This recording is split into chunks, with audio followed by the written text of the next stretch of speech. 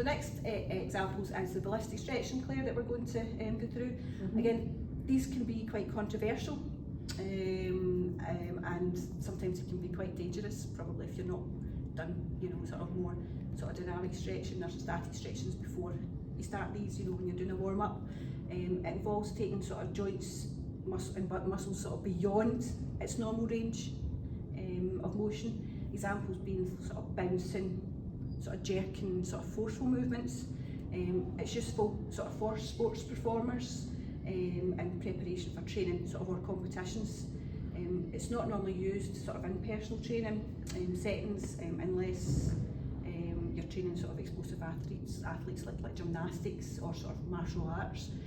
What I'm going to demonstrate is quite a simple one, just for the purpose of the video, is sort of your bouncing sort of toe touches. And this sort of targets the hamstrings, and it can also target your glutes and your calves, but sort of more to a lesser degree.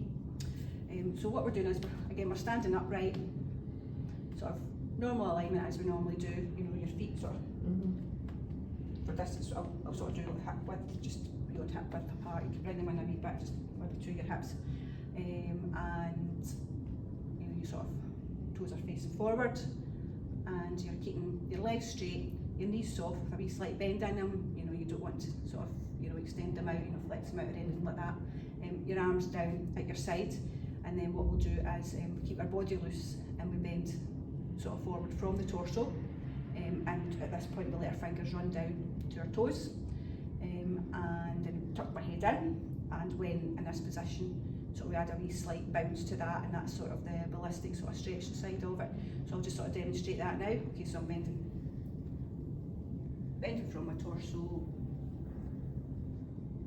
bringing my arms down, hands down as far as possible, and then sort of a wee bounce, my head rounded in, and I can feel that stretch. I can really feel that stretch. Again, you can bounce one side, back into the middle, over to the other side. Again, for as many reps or a time.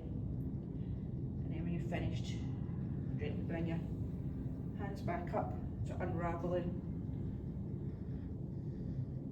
And we're back straight, shoulders back, and lastly, head back into sort of normal alignment. Okay.